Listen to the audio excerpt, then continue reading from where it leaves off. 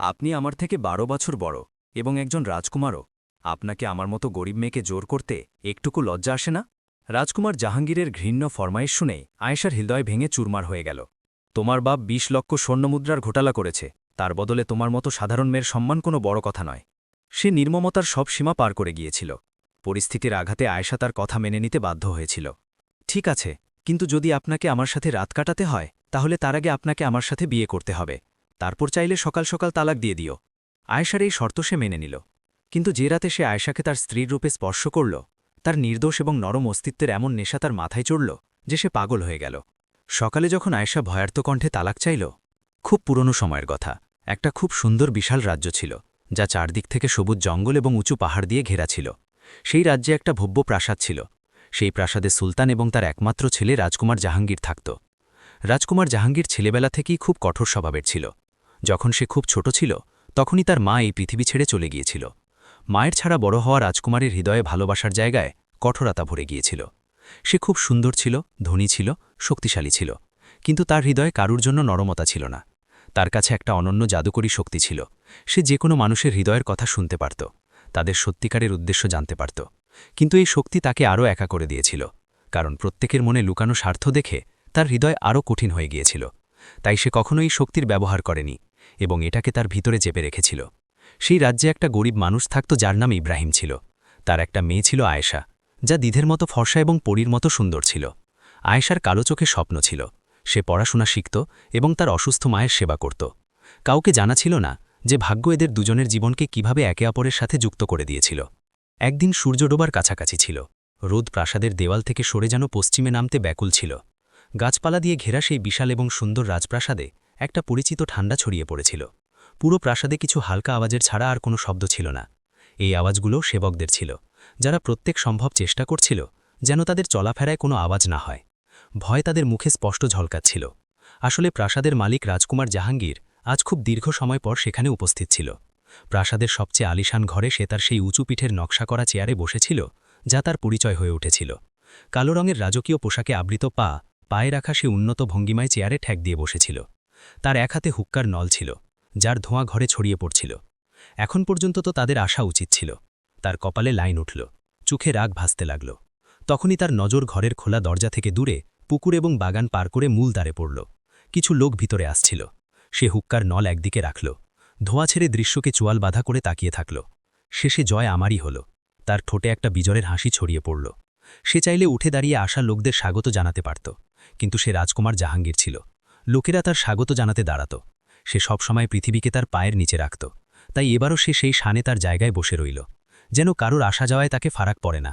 কিন্তু সত্য এটা ছিল যে সেই লোকদের জন্য অধৈর্য হয়ে অপেক্ষা করছিল। সামনে থেকে আসা অস্পষ্ট ছায়া কাছে আসতে লাগল, এবং যখন তারা স্পষ্ট হল তখন রাজকুমার জাহাঙ্গীর দেখল তারা তার ব্যক্তিগত সৈনিক ছিল। ১৮ থেকে ১৬ বছরের সেই মেয়ে সাধারণ সুতি শাড়িতে ছিল এবং নিজেকে ছাড়ানোর জন্য অবিরাম চেষ্টা করছিল। তার মুখে ক্লান্তি ছিল, চোখে অশ্রু এবং কান্না ছিল, যেন সে অনেক ঘণ্টা ধরে কাঁদছিল। রাজকুমার জাহাঙ্গীর তার আওয়াজ শুনে অনুমান করল যে সে দয়া ভিক্ষা করে থাকবে, কিন্তু তার লোকদের স্বভাবে দয়া ছিল না। সৈনিক মেয়েকে এক ঝটকায় রাজকুমার জাহাঙ্গীরের সামনে ধাক্কা দিল। তার চুল খুলে কাঁধে ছড়িয়ে পড়ল। রাজকুমার জাহাঙ্গীর কিছুক্ষণের জন্য স্তব্ধ হয়ে রইল। মেয়ের মুখ নিচু ছিল। রাজন, মেয়ে খুব উত্তক্ত করছিল, জোর করে নিতে হয়েছে, তাই দেরি হয়েছে। সৈনিক ঠান্ডা স্বরে বলল। রাজকুমার জাহাঙ্গীর তার জায়গা থেকে উঠল এবং অনিচ্ছা সহকারে সেই মেয়ের দিকে এগোল। তখনই সেই মেয়ে মাথা তুলল। তার বড় বড় কালো চোখ অশ্রুতে ভিজেছিল, মুখ দুধের মতো সাদা এবং নির্দোষতায় ভরা। এক মুহূর্তের জন্য রাজকুমার জাহাঙ্গীর জড়ো হয়ে গেল। সে কোনো সাধারণ মেয়ে নয়, কোনো হুর ছিল। মেয়ে কাঁপা কণ্ঠে বলল, আমাকে ছেড়ে দিন, রাত হয়ে যাবে, আমাকে বাড়ি যেতে হবে। আপনারা কারা? তার ভিজে কণ্ঠে অনুরোধ ছিল, ভয় ছিল। রাজকুমার জাহাঙ্গীরের মুখ থেকে হাসি উধাও হয়ে গেল। রাগ আবার তার চোখে ফুটে উঠল। সৈনিক দরজা থেকে বাইরে চলে গিয়েছিল। এখন তারা দুজন ঘরে একা ছিল। রাজকুমার জাহাঙ্গীর হঠাৎ ঝুঁকে মেয়েকে বাহুতে ধরল। একটা কান্না তার জিভ থেকে পিছলে গেল, কিন্তু সে তাকে টেনে তার সামনে দাঁড় করিয়ে দিয়েছিল। তার চোখে চোখ রেখে সে গর্জন করল, ছেড়ে দিই তোমাকে। রাজকুমার জাহাঙ্গীর নাম আমার। তোমার বাবা তোমাকে আমার নাম বলেনি বোধহয়। আমি ভুল করা লোকদের এত সহজে মাফ করি না। তোমার বাবার শাস্তি আমি তাকে দিতাম, কিন্তু সে সময় মতো পালিয়েছে। ভুলে গিয়েছে যে রাজকুমার জাহাঙ্গীর তার শত্রুদের পাতাল থেকেও বার করে আনে। তার ভাবভঙ্গি কঠোর ছিল। মেয়ে স্তব্ধ হয়ে রইল। বাবা, তারা কি করেছে? সে কাপা কণ্ঠে বলল। ভয় তার শিরায় শিরায় শমিয়ে গিয়েছিল। সে একটানা সেই মানুষটাকে দেখছিল, যার শক্ত আঙুলগুলো তার নরম বাহুতে গেঁথেছিল। রাজকুমার জাহাঙ্গীরের চোখ জ্বলছিল। তোমার বাবা কোথায়? সে তার মুখের কাছে ঝুঁকে ঠান্ডা কণ্ঠে বলল। আয়েশা কেঁপে উঠল। আয়েশা, এই নামই তো তোমার? রাজকুমার জাহাঙ্গীরের নজর তার গলায় ঝোলা সোনার ছোট মালায় পড়েছিল, যাতে তার নাম লেখা ছিল। সে ধীরে সেই মালাটা তুলে তাতে লেখা তথ্য আগ্রহের সাথে পড়ছিল। আয়েশার মুখ লাল হয়ে উঠল। সে ভয়ে 2 পা পিছিয়ে যেতে লাগল, কিন্তু রাজকুমার জাহাঙ্গীর তার বাহু শক্ত করে ধরে রেখেছিল। একটা কান্না তার ঠোঁট থেকে বেরিয়ে গেল। আমি জিজ্ঞাসা করেছিলাম তোমার বাবা কোথায়? 2 দিন ধরে আমি তাকে খুঁজছি, কিন্তু সে অদৃশ্য। আমার ধৈর্যের একটা সীমা আছে, এবং সেই 2 দিন আজ শেষ হয়েছে।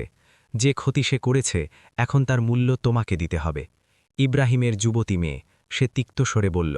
তার চোখ আয়েশার কাপা শরীরে গেঁথেছিল। আয়েশাকে মনে হল যেন শ্বাস নেওয়া ভুলে গিয়েছে। সে সাহস করে বলল, বাবা 2 দিন ধরে বাড়ি নেই, আমি জানি না কোথায়। সে আগেও অনেকবার এমন চলে যেত এবং নিজেই ফিরে আসত। কিন্তু তারা কি করেছে, এটা জিজ্ঞাসা করার সময় তার পুরো শরীর কাঁপছিল। রাজকুমার জাহাঙ্গীরের মুখে রাগ ঝলকতে লাগল। তোমার বাবা আমাদের কোষাগারে অনিয়ম করেছে। তার দারিদ্র্য দেখে আমি তাকে তার যোগ্যতার থেকে বেশি বেতনে চাকরি দিয়েছিলাম, কিন্তু সে আমার বিশ্বাস ভেঙেছে এবং 20,000 স্বর্ণমুদ্রা নিয়ে পালিয়েছে। এই স্বর্ণমুদ্রাগুলো আমার কাছে কোনো মূল্য রাখে না। আমি এগুলোকে পলকের মধ্যে উড়িয়ে দিতে পারি। সে সত্যিই আঙুল ফটকাল। বিষয় স্বর্ণমুদ্রার নয়, বিশ্বাসের, যা সে ভেঙেছে। সে আমার সাথে চালাকি করেছে এবং এখন তার শাস্তি তাকে পেয়ে ছাড়বে। রাজকুমার জাহাঙ্গীরের এই কথা শুনে আয়েশার চোখের সামনে অন্ধকার ছেয়ে দিতে লাগল। যদি সব কিছু লুটিয়ে দিয়েছে, তাহলে ধরে এখানে আনার কি অর্থ? বাইরে সন্ধ্যা নামছিল এবং ঘরে অন্ধকার ছড়িয়ে পড়ছিল। যখন রাজকুমার জাহাঙ্গীর তার দিকে মুখ করল, এখন এই কান্না বন্ধ করো এবং তোমার বাবার চুরির মূল্য দিতে প্রস্তুত হও। যাই হোক, এত যুবতী এবং সুন্দর মেয়ের থাকতে ইব্রাহিমকে স্বর্ণমুদ্রার দরকার কি? সে তার বুকে আঙুল দিয়ে টোকা দিতে দিতে বলল। আয়েশা হোঁচট খেয়ে গেল। না হুজুর, আমাকে যেতে দিন। আল্লাহর জন্য এমন করবেন না। আমি আপনাকে স্বর্ণমুদ্রা ফিরিয়ে দেব। কোথাও থেকে যে কোনো উপায়ে আমি আপনার 20,000 স্বর্ণমুদ্রা ফিরিয়ে দেব। সে ফুটফুট করে কাঁদতে লাগল। অসহায়তার অনুভূতি তাকে ভাঙতে লাগল। রাজকুমার জাহাঙ্গীর বিষাক্ত হাসির সাথে বলল, স্বর্ণমুদ্রা ফিরিয়ে দেবে। তারপর একটা জোরালো হাসি প্রাসাদের দেওয়ালে প্রতিধ্বনিত হল। না প্রিয়, তুমি ভুল বুঝেছ। এখন তো আমাকে স্বর্ণমুদ্রা একেবারে চাই না। যখন এত মনোমুগ্ধকর উপহার সামনে উপস্থিত, তাহলে 20,000 স্বর্ণমুদ্রা নিয়ে কি করব? সেই স্বর্ণমুদ্রাগুলো ইব্রাহিমকে খুশি করে, বদলে আমি তার সুন্দর হুরকে আমার কয়েদে রাখব। আবার তার খুব কাছে এলো। আয়েশার আত্মা কেঁপে উঠল। একটা কান্না তার গলা থেকে বেরিয়ে গেল। আল্লাহর জন্য আমাকে ছেড়ে দিন। আমি একটা গরিব ঘরের মেয়ে। আপনার ধারণা নেই যে বিয়ের আগে আমাদের সম্মানে একটা দাগ লাগলে আমাদের পরবর্তী জীবন কত নরক হয়ে যায়। আপনি তো আমাকে ব্যবহার করে ফেলে দেবেন। তারপর আমার কি হবে? আমি কি উত্তর দেব লোকদের? কি বলবো যে আমার বাবার চুরি করা স্বর্ণমুদ্রার বদলে একটা অজানা মানুষ? সেই কথা অসম্পূর্ণ রেখে সে খুব খারাপভাবে কাঁদল। রাজকুমার জাহাঙ্গীর এক মুহূর্তের জন্য থমকে গেল। তার কালো চোখে প্রথমবার ভয়ের সাথে তিক্ততাও দেখা গেল। অজানা মানুষ। রাজকুমার জাহাঙ্গীর বিড়বিড় করল, না, আমাকে অজানা থাকতে হবে না। রাজকুমার জাহাঙ্গীর এত সস্তা মানুষ নয় যে কোনো অসহায় মেয়ের সুবিধা নেবে। কিন্তু তোমার বাবাকে তো শাস্তি পেতে হবে। তাহলে কি করা যায়? সে চিন্তা করতে করতে তার শরীরকে ঘুরে দেখল। আয়েশার পা উত্তর দিয়ে দিয়েছে। মাথা অসাড় হয়ে যেতে লাগল। তখনই রাজকুমার জাহাঙ্গীর গর্জনের মতো বলল, বিয়ে করবে আমার সাথে, এখনই এবং এই মুহূর্তে। তারপর আমি তোমার স্বামী হয়ে যাব এবং আমাকে আমার প্রতিশোধ নিতে কেউ আটকাতে পারবে না। সে তার বাহু আরও শক্ত করে বলল, এখন এটা নির্ধারিত হয়ে গিয়েছে যে সে তাকে কখনো মুক্ত করবে না। সে তাকে তার শিকার বানিয়ে ছাড়বে। আয়েশা তার বন্ধ হয়ে যাওয়া চোখের পাতা খোলার চেষ্টা করল, কিন্তু তার চেতনায় রাজকুমার জাহাঙ্গীরের ধূপের গন্ধ প্রভাবিত হয়ে যাচ্ছিল। তাকে দাঁড়িয়ে থাকা কঠিন হয়ে গেল এবং পরের মুহূর্তেই সে হোঁচট খেয়ে মাটিতে পড়ে গেল। কাছে দাঁড়ানো রাজকুমার জাহাঙ্গীর তাকে বাহুর সাহায্য দিল। সে অজ্ঞান হয়ে গিয়েছিল। এক মুহূর্তের জন্য রাজকুমার জাহাঙ্গীর স্তব্ধ হয়ে রইল। তার উঁচু নাক, খোঁচা ঠোঁট, কাঁপা চোখের পাতায় থেমে থাকা অশ্রু। সে সুন্দরতার একটা নমুনা ছিল। সেই মুহূর্তে রাজকুমার জাহাঙ্গীর সিদ্ধান্ত নিল সে এখন এই মোমের মতো পুতুলকে ফিরে যেতে দেবে না। কাজী সাহেবকে ডাকো। রাজকুমার জাহাঙ্গীর এক সৈনিককে বলল, এই মেয়ের সাথে আমার বিয়ে হবে। রাজকুমার জাহাঙ্গীর ঠান্ডা কণ্ঠে বলল, আমি অধিকার ছাড়া কোনো জিনিস ব্যবহার করি না। হুক্কা জ্বালাতে জ্বালাতে সে ঘর থেকে বাইরে নজর দিল এবং তার ইশারা পেয়েই সেবক উল্টো পায়ে দৌড়ে গেল। প্রাসাদের সেই আলিশান ঘরের বাইরে আকাশে কালো মেঘ ঘনিয়ে আসতে লাগল। আয়েশার তো চেতনা ছিল না যে কখন কাজী সাহেব এলো, কখন রাজকুমার জাহাঙ্গীর বিয়ের রসম পূর্ণ করল। তাকে শুধু এতটা অনুভব হল যে তার মুখে ঠান্ডা জলের ছিটা পড়ল এবং সে ভয়ে চোখ খুলে দিল। সামনের দৃশ্য তাকে ঘুরতে অনুভব হল। এখানে সই করো, আজ রাতের জন্য তুমি আমার স্ত্রী এবং এখন তুমি আমাকে কোনো নৈতিকতার পাঠ পড়াতে পারবে না। রাজকুমার জাহাঙ্গীর তার হাতে জোর করে কলম ধরিয়ে দিল এবং কাঁপা হাতে আয়েশা যেভাবে সই করল। বিয়ে হয়েই রাজকুমার জাহাঙ্গীরের ঠোঁটে একটা বিজয়ের হাসি ছড়িয়ে পড়ল। আয়েশা তার অস্পষ্ট দৃষ্টিতে ঘরের দরজা থেকে বাইরে দেখল। সব সৈনিক এবং সেবক দূরে চলে গিয়েছে। বাইরে বৃষ্টির ফোঁটা পড়তে লাগল। এটা একটা সুন্দরভাবে তৈরি ঘর ছিল, যেখানে বৃষ্টির আওয়াজ পর্যন্ত শোনা যাচ্ছিল। কিন্তু আয়েশা অনুভব করছিল যে এই বৃষ্টি ছাদে নয়, তার আত্মায় পড়ছে এবং তার আত্মায় লাগা দাগ এখন কেউ ধোয়াতে পারবে না। রাজকুমার জাহাঙ্গীর তার হাত ধরে তাকে তুলল এবং সে একটা নির্জীব মূর্তির মতো তার সাথে চলতে চলতে বিছানা পর্যন্ত এলো। সে তার নির্মম নৈকট্য এবং শ্বাসের উষ্ণতা অনুভব করতে পারছিল, কিন্তু এখন প্রতিবাদ করা তার সাধ্যে ছিল না। সে চোখ নামিয়ে কাঁপা হৃদয়ে তার বাবাকে মনে করল। সে কাঁদতে কাঁদতে হৃদয়ে হৃদয়ে দোয়া করছিল এবং বাইরে বৃষ্টি আরও জোরালো হয়ে গেল। সে আয়েশা ছিল, কালো চোখের একটা হুর, ১৯ বছরের বয়স এবং এমন সুন্দরতা যে যেখানে যেত লোকেরা তাকে দেখে থমকে যেত। তার বয়সীর মেয়েরা তাদের বাড়িতে থাকত, বান্ধবীদের সাথে গল্প করত, গুড় খেত এবং জীবনকে জীবন করে থাকত। কিন্তু আয়েশা সারাদিন বই ধরে কোনো অদৃশ্য দিকে তাকিয়ে শুধু একটা চিন্তায় হারিয়ে থাকত, কিভাবে তার অবস্থা বদলাবে। কিন্তু হয়তো ভাগ্যকে তার অবস্থা আরও খারাপ করতে হয়েছিল। সেই দিনও যখন সে মাদ্রাসা থেকে ক্লান্ত হয়ে ফিরল, তাহলে বাড়িতে সব সময়ের মতো হাঙ্গামা চলছিল। ভিতর থেকে বাসন পড়ার জোর আওয়াজ এলো। তাহলে আয়েশার হৃদয় কেঁপে উঠল। আমাকে স্বর্ণমুদ্রা চাই। আমি আগেই বলেছিলাম যে আমি আমার বন্ধুর থেকে ধার করে তোমার স্ত্রীর চিকিৎসা করিয়েছি। এখন সোজা উপারে স্বর্ণমুদ্রা বার করে দাও। কোথায় লুকিয়ে রেখেছ? ইব্রাহিমের চিৎকার কণ্ঠে আয়েশাকে যেন বরফে পরিণত করে দিল। ভিতরে আবার মাটির ঘড়া ভাঙার আওয়াজ এলো এবং আয়েশা কেঁপে উঠল। যদি সে ভিতরে না যেত তাহলে এই তামাশা না জানি কতক্ষণ চলত। হৃদয় শক্ত করে সে কাঠের পুরনো দরজা খুলল এবং ভিতরে এলো। যে দৃশ্য ছিল সেটা তার আশার থেকে অনেক বেশি কষ্টদায়ক ছিল। ইব্রাহিম তার স্ত্রীর থেকে স্বর্ণমুদ্রার দাবি করছিল, যে ৩ দিন আগে পাথরের চিকিৎসার পর খাটে পড়েছিল। আয়েশা তার মাকে অসহায়তায় দেখল। সে সূচিকর্ম করে বাড়ি চালাত। বিয়ের প্রথম দিন থেকে আজ পর্যন্ত ইব্রাহিম তাদের একটাও টাকা দেয়নি। মা, আয়েশা এবং নিজের প্রত্যেক দরকার সূচিকর্ম করে পূর্ণ করেছে। এমনকি অনেকবার ইব্রাহিম নিজে তাদের থেকে জোর করে স্বর্ণমুদ্রা নিয়ে যেত। কিন্তু কিছুদিন আগে মাকে হঠাৎ পেটে ব্যথা উঠল এবং গ্রামের হেকিমের কাছে যাওয়ায় জানা গেল যে পাথরই। ব্যথা এত বেড়ে গেল যে চিকিৎসা করাতে হলো। চিকিৎসার জন্য ইব্রাহিম কোনো মতে এক বন্ধুর থেকে ধার নিয়েছিল। এখন সে সেই ধার আদায়ের জন্য চিৎকার করছিল, এসেছে তোমার মেয়ে, চলো বলো, একে বলো কোথায় লুকিয়ে রেখেছে স্বর্ণমুদ্রা, এটা বার করে দিক। নিজে তো লাশের মতো খাটে চেপে পড়ে আছে। জানি না তোমার এই নাটক আর কতদিন চলবে। ইব্রাহিমের জীব আবার বিষ ছড়াল। আয়েশা অসহায়তায় তার চোখ মারল। অনেক অশ্রু তার গালে পড়ল। সে জানত মায়ের থলে কোথায় রাখা। সে চুপচাপ সেখানে গেল, থলে বার করল এবং না কিছু বলে ইব্রাহিমের দিকে বাড়িয়ে দিল। খাটে পড়া ফাতিমাকে ঘুরে দেখতে দেখতে ইব্রাহিম থলে খুলল। ভিতরে কিছু রূপার মুদ্রা ছিল। সে রাগে জ্বলে উঠল। এই মুদ্রাগুলো দিয়ে আমি কি করব? চলো, তোমার চুড়ি খুলে দাও। বন্ধুর ধার আমাকে যে কোনো হালে চোকাতে হবে। সে সেই মুদ্রাগুলো মাটিতে ফেলে দিল এবং ফাতিমার হাত থেকে জোর করে তার পাতলা পাতলা সোনার চুড়ি খুলতে লাগল। ফাতিমা কেঁদে উঠল। আয়েশার কলিজা মুখে চলে এলো। এই ছুরিগুলো তার মায়ের মাতৃভূমির নিশানি ছিল এবং সে জানত যে এগুলোর থেকে মা কত ভালোবাসত। কিন্তু সে কিছু করতে পারল না। ইব্রাহিম জোর করে সেই চুড়িগুলো খুলে নিয়েছে এবং তাদের মূল্য আঁকতে আঁকতে বাড়ি থেকে বাইরে চলে গেল। আয়েশা ঘৃণায় তার বাবাকে দেখল, কিন্তু সবসময়ের মতো অসহায় ছিল। দরজা বন্ধ হল এবং সে গভীর শ্বাস নিয়ে মায়ের দিকে ঘুরল। যে তার অশ্রু লুকানোর চেষ্টা করছিল। ক্লান্ত হয়ে গিয়েছ, কিছু খাও, মা দুর্বল কণ্ঠে বলল। আয়েশা মায়ের হাত ধরল এবং ঠিক করল, মা, যত তাড়াতাড়ি মাদ্রাসার পড়া শেষ হবে আমি কোনো ব্যবসা শুরু করব। তারপর আমাদের বাবার সাথে থাকার দরকার পড়বে না। আমি আপনার এবং আমার প্রত্যেক খরচ নিজে বহন করব। পাকা প্রতিশ্রুতি।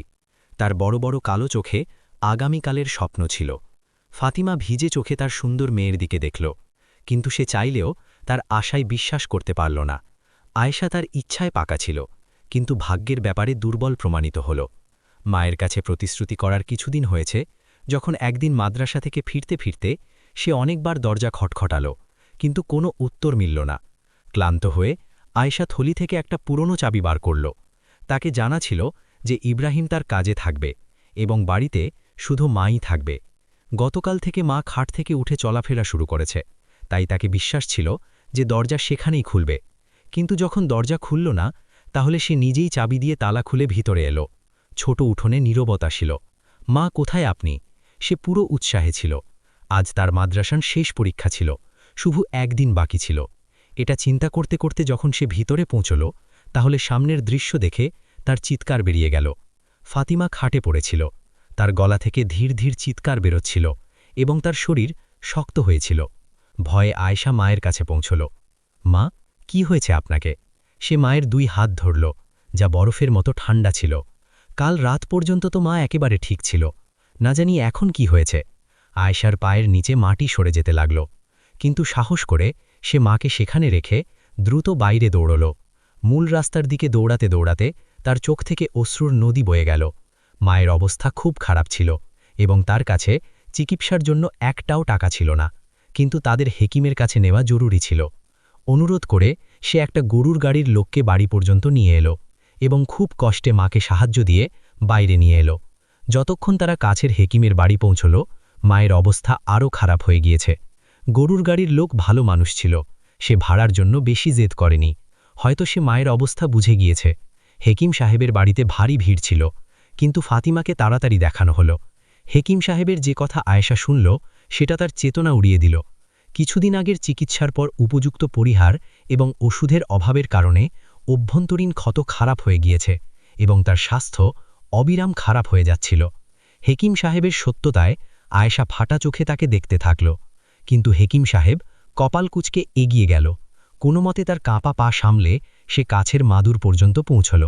হেকিম সাহেব চিকিৎসার লম্বা খরচ বলল। সে তার ফি মাফ করেছে, কিন্তু জড়িবুটি এবং বাকি খরচ বাইরে থেকে করাতে হবে। আয়েশা অসহায়তায় তার চোখ মিটিয়ে নিল। তার পকেটে একটা ফুটো কড়ি পর্যন্ত ছিল না। সে অস্থিরতায় তার বাবার অপেক্ষা করতে লাগল। তাকে বিশ্বাস ছিল যে যখন তাকে জানা যাবে যে আয়েশা মাকে হেকিমের কাছে নিয়ে গিয়েছে, তাহলে সে অবশ্যই ফিরবে। কিন্তু এটা শুধু তার ভুল ধারণা ছিল। রাত পর্যন্ত তাকে নিজেই বাড়ি ফিরতে হলো, যেখানে ইব্রাহিম শান্ত ভঙ্গিতে খাটে শুয়ে ঘুমের প্রস্তুতি করছিল। আমাকে সকালে সময় মতো কাজে যেতে হবে, আমাকে কোনো নতুন গল্প শুনিয়ে উত্ত্যক্ত করো না, এটা বলে সে চন্নে পাশকিরে শুয়ে গেল। আয়েশার রক্ত ফুটে উঠল। সে জানত যে ইব্রাহিমকে কিছু মাস আগেই একটা রাজপ্রাসাদে চাকরি মিলেছে, কিন্তু সে মানুষটা কত বেহায়া এবং নির্মম। কিন্তু আয়েশা নিজে অসহায়তার সীমায় ছিল। চোখে আসা অশ্রু গিলতে গিলতে সে মায়ের থলে স্বর্ণমুদ্রা খুঁজতে শুরু করল। সেখান থেকে সেই কিছু রূপার মুদ্রা বেরিয়ে এলো, যা নিয়ে সে চুপচাপ বাড়ি থেকে বাইরে চলে গেল। রাতের অন্ধকারে সে আবার হেকিম সাহেবের বাড়ি পৌঁছাল, যেখানে তার অর্ধমৃত মায়ের মাথার কাছে বসে রইল। পুরো রাত সে যেন শুলে ঝুলে কাটাল এবং মসজিদের আজানের সাথে সাথে যেন আল্লাহ তার প্রতি দয়া করল। ফাতিমা চিরকালের জন্য চোখ বন্ধ করল। আয়েশা মায়ের মাথা ধরে খুব খারাপভাবে কাঁদল। মা তার একমাত্র সাহায্য ছিল, এবং এখন সেটাও ছিনিয়ে নেওয়া হলো। পাথর হৃদয়ে রেখে সে হেকিম সাহেবের বাড়ি থেকে বাইরে বেরিয়ে এলো। আজ তার শেষ পরীক্ষা ছিল। ফাতিমা আর নেই, কিন্তু এখন তাকে নিজের জন্য বাঁচতে হবে। তাকে তার বাবার থেকে ঘৃণা হয়ে গিয়েছে। সে তার মুখও দুবার দেখতে চায় না। সে চাইত যে যত তাড়াতাড়ি শেষ পরীক্ষা দিক, সে কোনো দূর রাজ্যে চলে যাবে। কিন্তু এবারও ভাগ্য তার জন্য কিছু অন্য চিন্তা করে রেখেছে। ক্লান্ত হয়ে আয়েশা মাদ্রাসা থেকে পরীক্ষা দিয়ে বাইরে বেরোচ্ছিল, যখন তাকে পিছনে কোনো আওয়াজ অনুভব হলো।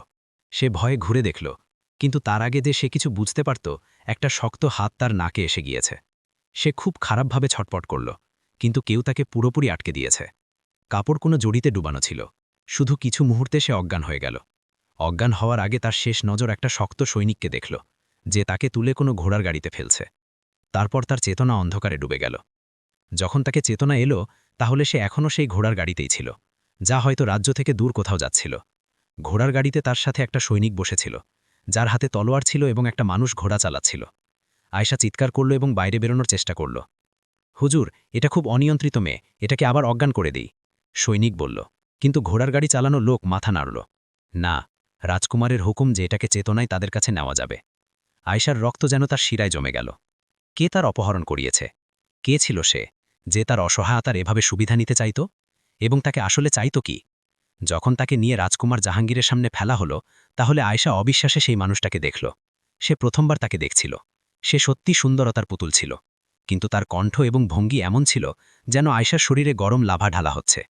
রাজকুমার জাহাঙ্গীর তার কথার পাকা ছিল, সে যা বলল তাই করল। আয়েশার শরীরে উপকার করে সে শুধু একটা কাগজে সই করেছে, কিন্তু আয়েশা জানত যে সকাল হয়েই সে তাকে কোনো ব্যবহার করা কাপড়ের মতো বাইরে ফেলে দেবে। তারপর তার জীবন কি হবে সে নিজে জানে না। এক ঝটকায় তার চোখ খুলল। শরীরে কষ্টের তীব্রতা ছিল, অশ্রু আবার তার চোখ থেকে বয়ে গেল।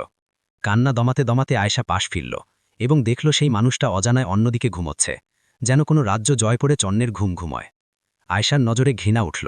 শুধু 20,000 স্বর্ণমুদ্রার কারণে সেই মানুষটা তাকে পিষে দিয়েছে। সে যত ঘৃণা করত কম ছিল। এক ঝটকায় সে তার দেওয়া কম্বল ফেলল এবং বিছানা থেকে নেমে গেল। ঘরে দিয়ের হালকা আলো ছড়িয়েছিল। আয়েশাকে তার শরীর থেকে ঘৃণা আসতে লাগল। রেশমি চুল ছড়ানো ছিল, কাঁদতে কাঁদতে তার কণ্ঠ বসে গিয়েছে। শাড়ি ছিন্ন ভিন্ন ছিল। তাকে তার বাহুতে ব্যথা অনুভব হল। অজানায় সে আঙুল দিয়ে ডান বাহু ছুঁয়ে দেখল, যেখানে কাল সেই শক্ত মানুষটা তার আঁকড়ে ধরেছিল। একটা কান্না তার ঠোঁট থেকে বেরিয়ে গেল।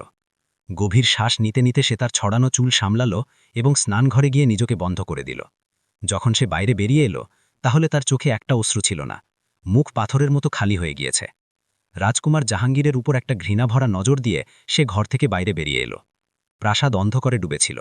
সে ধীরে ধীরে চলতে চলতে বাইরের দরজা পর্যন্ত পৌঁছাল। সেখানে চৌকিদার বসেছিল। সে আয়েশাকে দেখে চমকে উঠল, কিন্তু তাকে আটকানোর চেষ্টা করল না। আয়েশার ঠোঁটে একটা তিক্ত হাসি ছড়িয়ে পড়ল। হ্যাঁ, আপনি আমাকে কেন আটকাবেন? আপনার রাজকুমার যে প্রতিশোধ নিতে চেয়েছে নিয়েছে, এখন আমি তার জন্য শুধু একটা বোঝা। চিন্তা করতে করতে সে গলা ঝাঁকালো এবং দ্রুত পায়ে এগিয়ে গেল। এটা একটা নির্জন এলাকা ছিল, চারদিকে দূর দূর পর্যন্ত গাছের কাতার ছিল। আয়েশাকে তার শিরায় রক্ত জমতে অনুভব হচ্ছিল, কিন্তু সে ঠান্ডা অনুভূতির সাথে চুপচাপ চলতে থাকল। তাকে ভয় লাগছিল না এবং না কোনো তাড়াহুড়ো ছিল, যেন সে জীবন থেকে হার মেনেছে।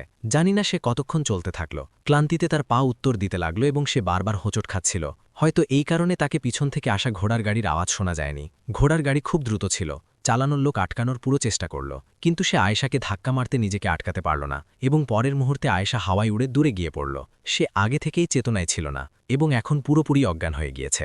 ঘোড়ার গাড়ি থেকে নেমেই হেকিম রহিম অবাক হয়ে রাস্তার মাঝখানে পড়া শাড়ি পরা সেই মেয়েকে দেখল, যার কপাল থেকে এখন রক্ত বয়ে যাচ্ছিল। হেকিম রহিমকে ভয় লাগল।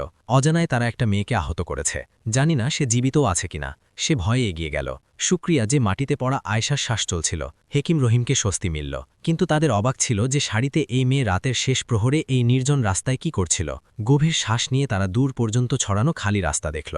মেয়েকে সাথে নেওয়া ছাড়া তাদের কাছে অন্য কোনো উপায় ছিল না, তাই তারা চুপচাপ আয়েশাকে তাদের হাবেলিতে নিয়ে এলো। তারা রাজ্যের বিখ্যাত হেকিম ছিল। আয়েশাকে হাবেলিতে সেবিতাদের হাতে দিতে দিতে তারা তার বিশেষ যত্ন নেওয়ার নির্দেশ দিল। রাজ্য পৌঁছাতে পৌঁছাতে সকাল হয়ে গিয়েছে। তারা খুব ক্লান্ত ছিল। অন্য রাজ্যে তারা তার এক বন্ধুর বিয়েতে গিয়েছিল এবং ফিরতে এই মেয়ে মিলেছে। হাবেলি এসে পোশাক বদলানোর পরও তাদের মনোযোগ সেই মেয়ের উপর আটকে ছিল। না চাইলেও তারা অবিরাম সেই নিয়ে চিন্তা করতে থাকল। হয়তো এই কারণে তারা কোনো মতে 2 ঘন্টা পর্যন্ত ঘুমাতে পারল এবং যখন জাগল তাহলে তুরন্ত সেবিকাদের ডাকল। মেয়ের শরীরে ক্ষত তো সাধারণ, কিন্তু সে গভীর মানসিক আঘাতে আছে। ঠিক হতে কিছুদিন লাগতে পারে, সহকারী তাদের বলল। হেকিম রহিম গভীর শ্বাস নিল। যতক্ষণ সে পুরোপুরি ঠিক না হয় তার চিকিৎসা আমার ব্যক্তিগত খরচে হবে। হ্যাঁ, তাকে তার পরিবারের ব্যাপারে জিজ্ঞাসা করার চেষ্টা করো, তারা নির্দেশ দিল এবং তারপর নিজেও তাড়াতাড়ি প্রস্তুত হয়ে তার ঘরে পৌঁছাল, যেখানে আয়েশা এখনও অজ্ঞান ছিল। পরের দিন সকালে তাকে চেতনা এলো। সেবিকাদের অনেকবার জিজ্ঞাসা করার পরও সে চুপ রইল। সে ছাদকে ঘুরে দেখতে থাকল, শুধু এটা চিন্তা করতে যে এখন জীবন কোন মরে যাবে। আমি বাড়ি ফিরে যেতে চাই। তৃতীয় দিনে যখন হেকিম রহিম তার পরীক্ষা করতে এলো তাহলে সে ধীর কণ্ঠে বলল। হেকিম রহিম তাকে দেখে থেমে গেল। তুমি এখনও বলনি যে সেই রাতে সেই নির্জন রাস্তায় কি করছিলে, কিন্তু যদি তুমি যেতে চাও তাহলে আমি তোমাকে আটকাবো না। তারা শান্ত স্বরে বলল, যদিও তাদের হৃদয় অস্থির ছিল। তারা আয়েশাকে যেতে দিতে চান না, না জেনেও, কিন্তু এই মেয়ের থেকে তাদের একটা গভীর লগ্নতা অনুভব হচ্ছিল। সেবিকা এসে তাকে তার সেই শাড়ি ফিরিয়ে দিল। শাড়ি দেখেই আয়েশার চোখ থেকে দুটো অশ্রু টপকে পড়ল। এখন সে মাদ্রাসার সেই নির্দোষ ছাত্রী নেই। যা কিছু সে হারিয়েছে সেটা ফিরে আসতে পারবে না। সে তার বাড়ি ফিরতে চায় না। পোশাক বদলে হাবেলি থেকে বাইরে এলো, তাহলে অনেকক্ষণ রাস্তায় যেমন খামোশ দাঁড়িয়ে রইল। কোথায় যাই? আমার তো এখন কোনো বাড়িও নেই। মা আমাকে ছেড়ে চলে গিয়েছে এবং বাবার ভুলে শাস্তি আমি ভোগ করেছি। সেই বাড়িতে কিভাবে ফিরে যাই? সে খালি চোখে রাস্তাকে ঘুরে চিন্তা করছিল। তখনই একটা ঘোড়ার গাড়ি তার সামনে এসে থামল। ভিতরে বসো। আয়েশা চমকে দেখল, সে হেকিম রহিম ছিল। সে তার বাড়ি যাচ্ছিল। না চাইলেও আয়েশা দরজা খুলল এবং তার পাশে বসে গেল। যদি তোমাকে খারাপ না লাগে তাহলে আমার সাথে আমার হাবেলিতে থাকতে পারো। এত বড় হাবেলিতে আমি একা থাকি। যদি তুমি একটা ঘর নাও তাহলে আমাকে কোনো কমতি হবে না। হালকা ভঙ্গিতে বলতে বলতে সে তার মন বোঝানোর চেষ্টা করছিল। আয়েশা শুধু তাদের দেখতে থাকল, কিন্তু সে মানা করল না। এখন তাকে একটা ছাদের দরকার ছিল, এবং যদি হেকিম রহিমের মতো ভালো মানুষ তাকে আশ্রয় দিচ্ছে তাহলে অস্বীকারের কোনো প্রশ্ন নেই। ঘোড়ার গাড়ি হেকিম রহিমের হাবেলির সামনে থামল। তাহলে সে চুপচাপ নিচে নামল। আমি কি এত অকেজো হয়ে গিয়েছি যে কারো উপকারের টুকরোয় থাকব? দুই হাতে মুখ ঢেকে সে ফুটফুট করে কাঁদতে লাগল। কিছুদিন আগে পর্যন্ত সে কি ছিল? একটা পুরো মেয়ে যার জীবনে স্বপ্ন ছিল, সাহস ছিল, কিন্তু এখন কিছু বাকি নেই। চোখে মুখ ঢেকে সে খুব খারাপভাবে কেঁদে উঠল।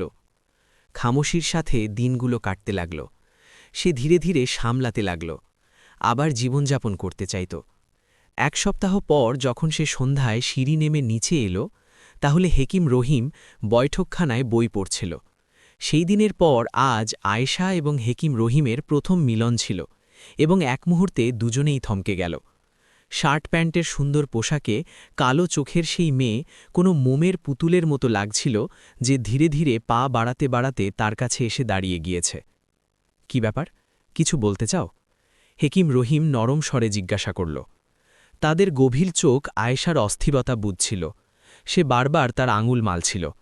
কিছু বলার জন্য ঠোঁট খুলত এবং তারপর বন্ধ করত। দুপট্টা কখনো ডান কাঁধ থেকে বাঁয়ে নেয় এবং কখনো চুলে আঙুল ফেরায়, যেন কিছু বলার জন্য তাকে না জানি কত সাহস জোগাড় করতে হচ্ছে। আয়েশা, এখানে এসে বসো। যা বলতে চাও আরামে বলো। হেকিম রহিমের বলায় সে চুপচাপ সামনের মাদুরে এসে বসে গেল। আমি কোনো কাজ করতে চাই। আমি আপনার উপর বোঝা হতে চাই না। যদি আমি কিছু টাকা উপার্জন করি তাহলে ভাড়ায় একটা ছোট জায়গা নেব। আপনি আমার জন্য আগে থেকেই অনেক কিছু করেছেন। আমি আপনার জীবনে আর উত্তক্ততা বাড়াতে চাই না। সে ধীর কণ্ঠে বলছিল। হেকিম রহিম কিছুক্ষণ তাকে দেখল। সে কোন উত্তক্ততার কথা বলছিল? যখন তার আসার পর থেকে তো অজানায় সে প্রত্যেক দিকে তাকেই খুঁজে থাকত।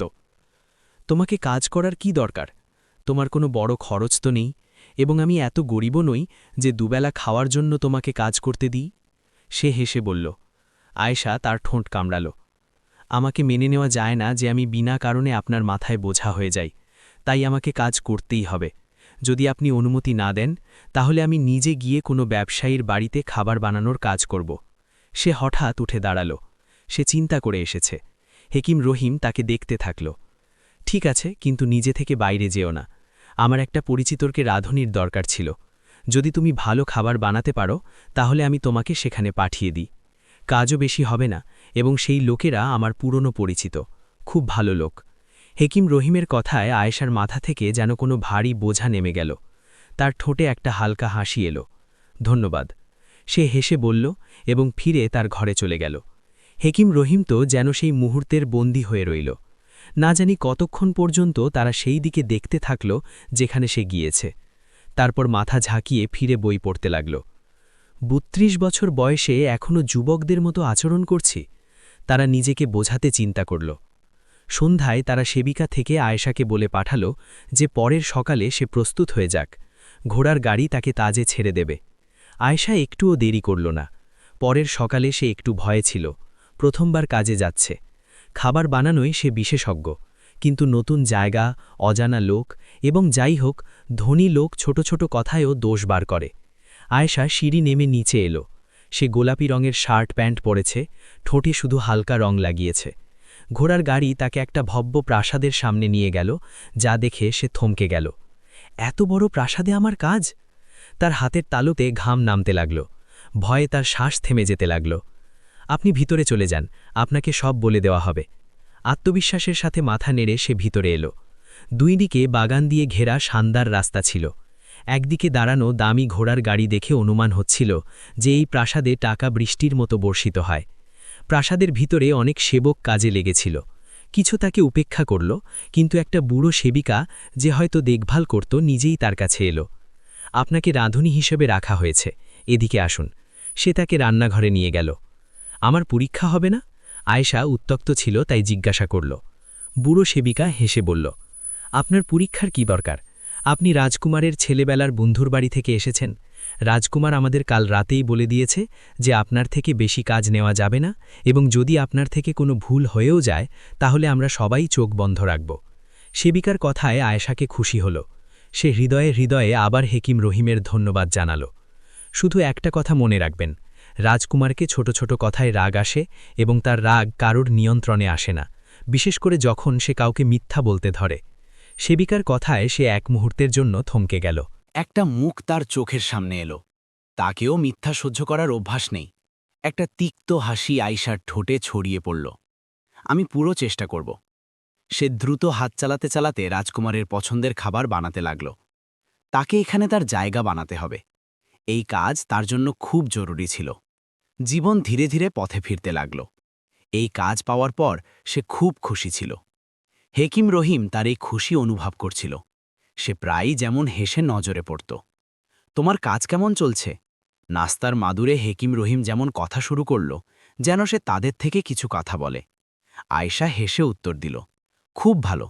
আমি আজ পর্যন্ত আমার মালিককে দেখিনি, কিন্তু তাদের আমার খাবার খুব পছন্দ হয়। বাকি সেবক বলে। সে তাড়াতাড়ি চায়ের চুমুক দিতে দিতে বলছিল। হেকিম রহিম হেসে তাকে দেখল। সে খুব সুন্দর লাগছিল। হেকিম রহিম অজানাই তার নজর চুরিয়ে নিল। একা থাকতে তাদের লম্বা সময় হয়ে গিয়েছে। এই দিনগুলোতে তারা শুধু এটা চিন্তা করতে থাকত যে কিভাবে আয়েশার সাথে বিয়ের কথা বলবে। তখনই সে হঠাৎ তার থলে তুলে বলল, আজ তাড়াতাড়ি যেতে হবে। প্রাসাদে একটা অনুষ্ঠান আছে এবং সব খাবার আমাকেই বানাতে হবে, কারণ রাজকুমার চান যে তার বিশেষ অতিথিদের বাইরের খাবার পরিবেশন করা যাবে না। ব্যস্ত ভঙ্গিতে বলতে বলতে সে তাদের বিদায় বলে বাইরে চলে গিয়েছে। হেকিম রহিমের নজর অনেকক্ষণ তার পিছনে আটকে রইল।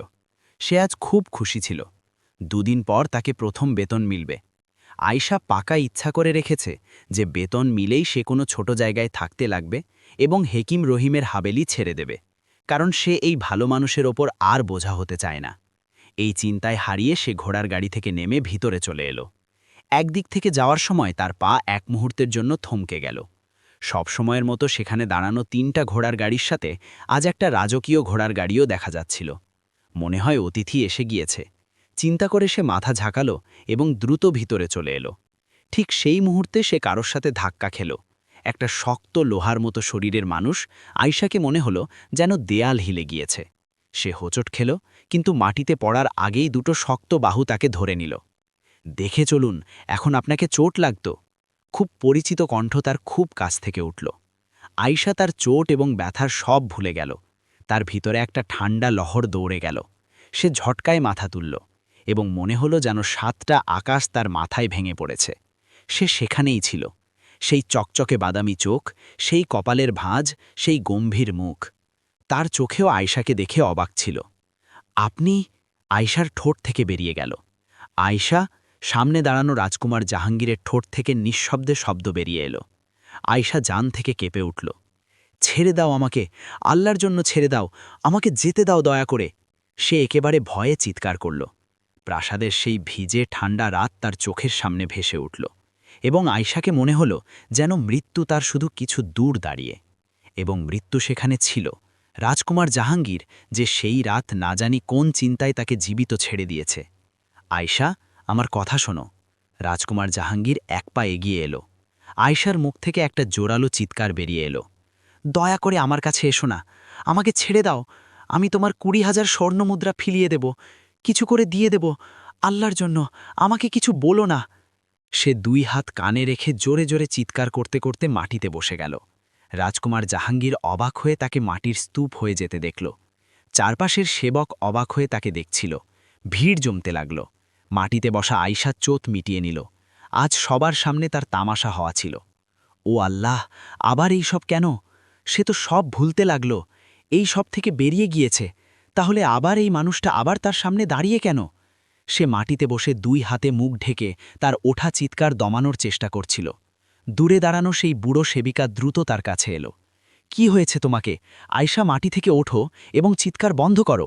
এটাই তো আমাদের রাজকুমার, যাদের জন্য তুমি প্রত্যেক দিন খাবার বানাও।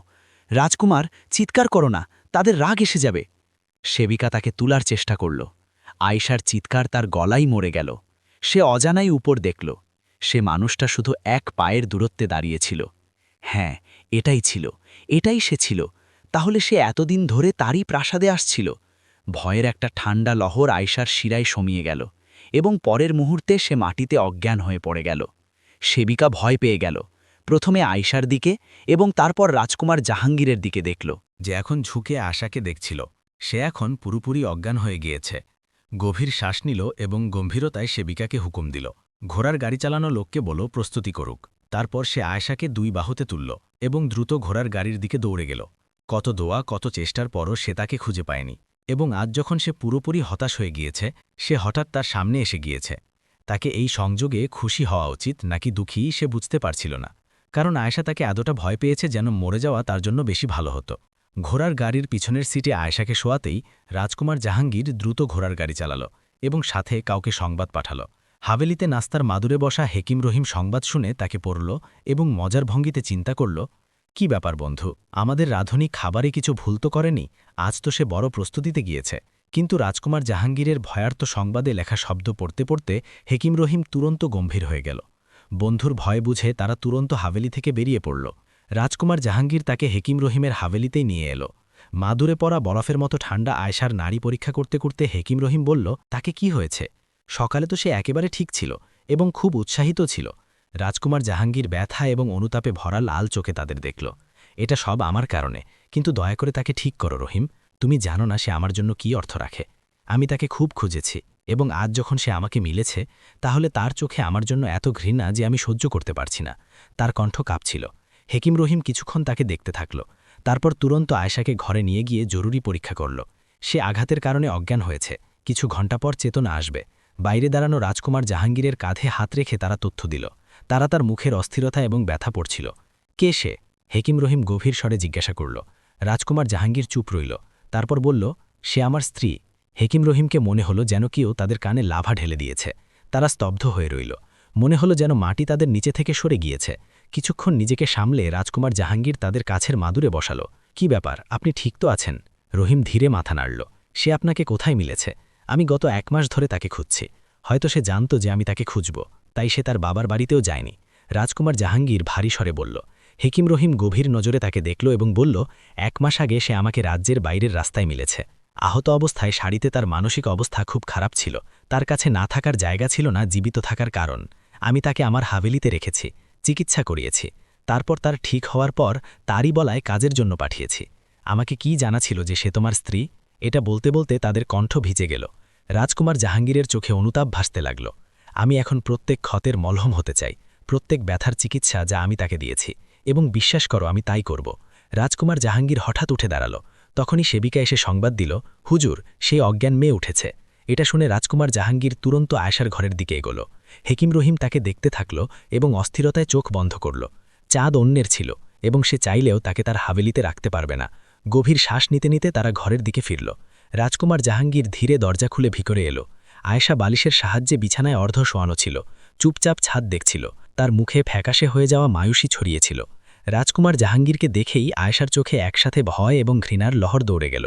সে ধীরে ধীরে পা বাড়াতে তার সামনে এসে বিছানায় বসল। আমি তো এত যোগ্যও নই যে তোমার থেকে মাফ চাইতে পারি আয়েশা, কিন্তু তুমি শুধু এই কারণে আমাকে মাফ করবে, কি কারণ সেই রাত বিয়েতে তোমার সই ছিল। আমি কোনো অজানা নই তোমার স্ত্রী। শুধু এই পবিত্র সম্পর্কের কারণে আমার সেই ঘৃণ্য কাজকে মাফ করো।